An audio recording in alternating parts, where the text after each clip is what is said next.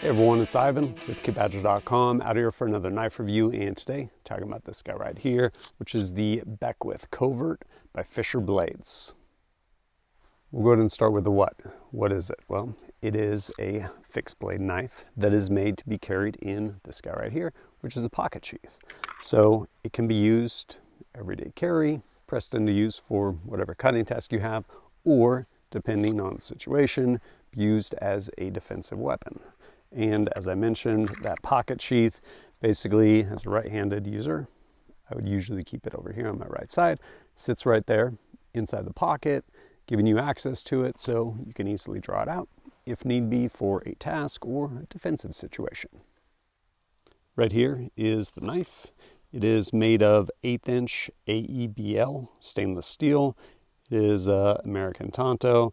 The length of the handle is 4 inches, length of the blade is 3, overall length is about 7 inches. Weight is 3.5 ounces, with the sheath comes to 4.5 ounces. Again, pocket sheath, nice small rivets, fold over style, and then right here we have DCC clip, which keeps it nice and secure inside of your pocket.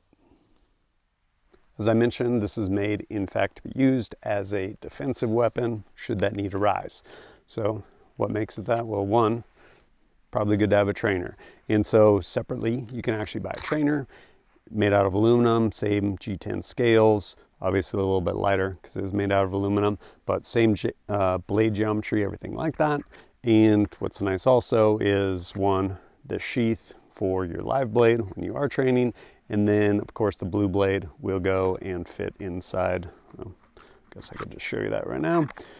Put away our live blade so no one's going to get hurt. Take out our training blade and we can go ahead and put it inside of our carry sheath, pocket sheath.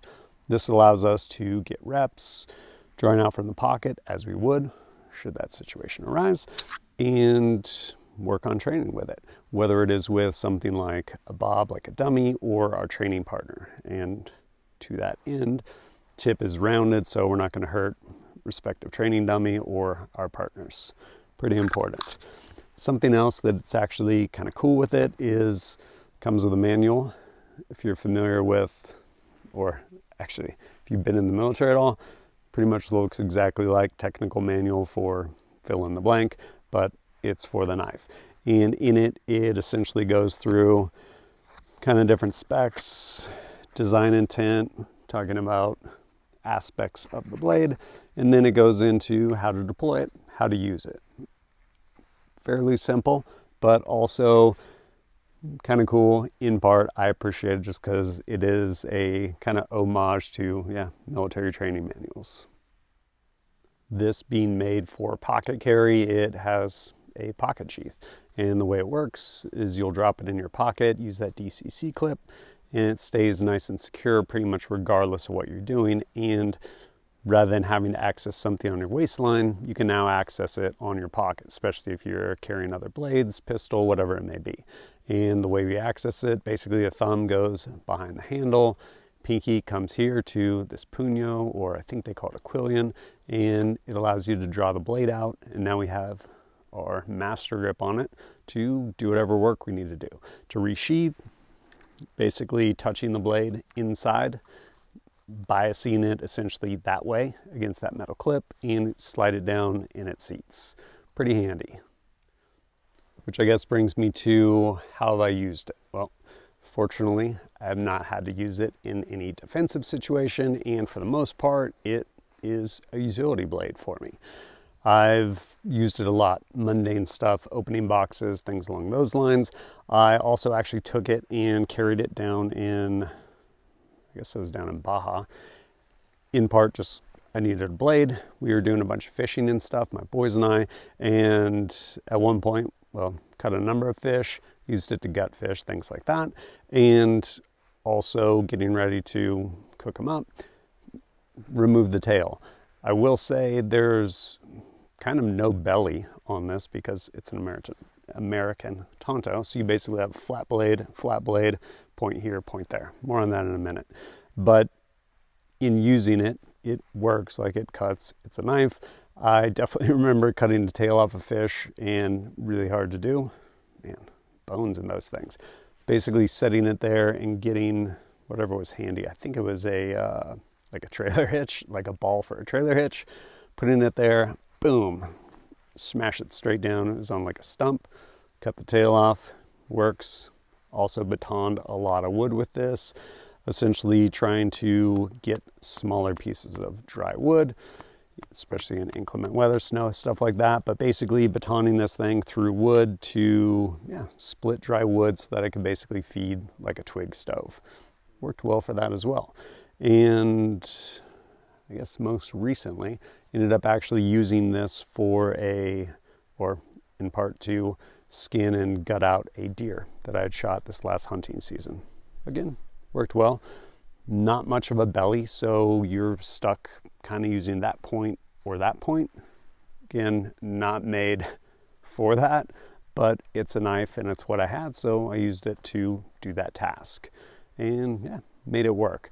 Also, the back of this is actually pretty beat up. The spine on this, because part of, well, I guess depending on how you end up getting out animals, one of the methods is you essentially split that front part of the pelvis so you can remove it, and then all the guts, everything basically comes straight out there. Makes it a lot cleaner.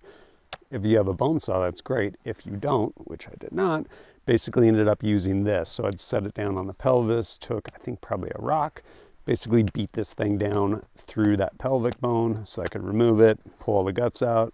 Worked well. I also used this knife for, namely this trainer, doing some training with Amtac shooting. I was attending a 2-day kind of pistol rifle integrated combatives class, and during the integrated combatives, we were working knife work. So essentially with a training partner, drawing this thing out and trying to stick your training partner with it. Did that a bunch, and I've also, of course, just repped this out on my own at home with Bob, training dummy, and just getting reps, getting this thing drawn out and hitting different respective targeting areas. Coming away from my experiences with this knife, what are my thoughts? I like it on a number of fronts. First and foremost, I really like fixed blades that you can pocket carry.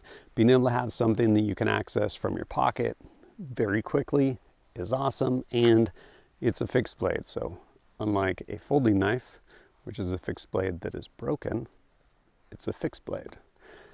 In fairness, I get it, time and place or legalities depending. Folding knife, given the opportunity though, I will always opt to do whatever the cutting task is with a fixed blade over a folding knife. And again, pocket access, really handy. The fact that it comes with a trainer also, so you can actually get reps rather than just buying something and thinking that possession somehow gives you competence with something. No, really important to actually be able to have a trainer so you can rep it out, whether it's just deploying or deploying straight into a target, whether a practice dummy or hopefully a training partner, something like that. Really important. Something else that's nice is this, like there's a lot of value in this just as a utility blade to have on your person. And if that is what you're trying to do, and is what you're going to do rather, it doesn't come with a training blade. So as a consequence, it is less expensive than if you were buying kind of a turnkey package that was a blade as well as the training blade altogether. But again, it's offered, so if you are going to carry it and train with it defensively, absolutely very important, you can be able to purchase that too. With that, is there anything I don't necessarily care for about this? A couple things. Some of it's just personal preference, but one of the things is the handle. It's pretty angular to include this piece right here, like pretty much squared metal. So if you end up and are not wearing gloves, doing a lot of work with this thing, think like processing firewood, things like that, it can absolutely dig in. The thumb ramp, I understand why it's there, but for me, it is 100% like not in the right place. In that when I grab this, that is not, like for me to grab this and hold that there compromises my grip versus it actually being somewhere up here, which is personally where I'd want it with respect to just body shape and hand placement, stuff like that. And this actually became blaringly obvious to me when I first started actually working on training dummy with it, bringing this thing out and going to strike. And I'm like, oh, so that's how I jam my thumb. Okay. Basically having it there and driving this into the training dummy, and all that force just jammed back into that joint, versus if it was somewhere there where, again, personal body type, geometry, like that, no. If it was out there, basically a lot more strength kind of behind that. It was in fact put there, as I understand it, to aid in slashing, which brings me to the next points. So it's a 3-inch blade, and we're talking about slashing. Maybe, like, believe me, I don't want someone slashing at me with this thing at all, the end. But most blades made for slashing are usually a lot bigger and heavier, because then you can get through things. Whether people are wearing layers, especially any type of insulated jackets, things like that, think Carhartt or something like that, trying to get through that and then get into service a target, which honestly, most targets just anatomically, they're not very close to the surface, which is why most blades are actually made for stabbing, because defensively you can service way more targets thrusting than you can slashing, because with a 3-inch blade, like, how deep can you actually get? And also with respect to blade geometry, personal preference, I don't really care for tantos, and it's one of those where it's better for thrusting than stabbing. Yes, but it is, in the sense that with blade geometry and everything like that, you generally are going to have a stronger tip. So if I decide to smash this thing straight through a car door, it's probably going to go through the car door.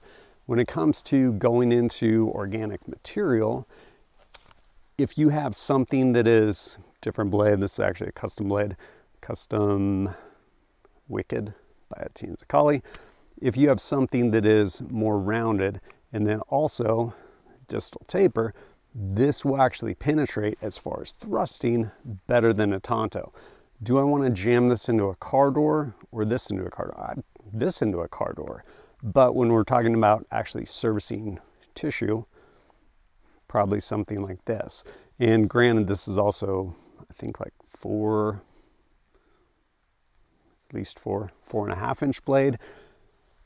Ideally, with respect to servicing targets, thrusting 5 inches will pretty much get you kind of everywhere you want, to include abdominal aorta, or honestly straight through the heart, either through the chest, through the ribs from the side.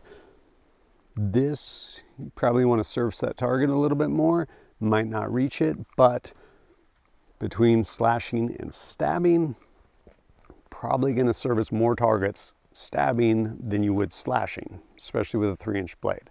So just some things that I was kind of like, huh, okay. And the other thing is right here, choil, I guess it is, which is basically, it makes it easier to sharpen. One of the things that can be suboptimal though, and like there's no choil on this, but if you are thrusting this in, or for that matter slashing, the potential for something like that to actually get hung up on material, whether it is skin or just layers, things along those lines, there is a potential there. Although I will say it definitely makes it easier to sharpen. Having said all that, final thoughts, honestly, I think it's pretty cool. There are not a ton of pocket fixed blades out there, and this is just that. Great sheath. As I mentioned, there's a lot of personal preference with respect to the blade itself, as far as geometry and stuff like that, but it will do everything you ask of it. And it's a fixed blade you can actually carry comfortably in your pocket, which is rad. Price-wise, I want to say around 300 bucks, and made here in the US. Actually, my neighbors next door over in Montana, that's that's where they're located. They have this one offered, and they also have one that I believe is like the whole thing is basically like flat dark earth or tan coyote, whichever of those variations. And then of course you can separately buy a trainer, which is really cool if you are going to actually carry this with the intent of using it as a defensive weapon. Go ahead and get your reps with that trainer. I think honestly there's a lot of value there. If it is something you are interested in, check it out.